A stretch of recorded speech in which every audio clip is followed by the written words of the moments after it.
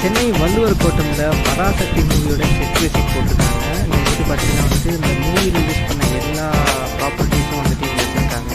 So நிறைய பேர் இங்கே வந்து பார்க்க வந்திருக்காங்க. இந்த செட்டில் வந்துட்டு விண்டேஜில் என்னென்ன யூஸ் பண்ணியிருந்தாங்களோ அது எல்லாமே திரும்ப ரீக்ரியேட் பண்ண மாதிரி இருந்துச்சு.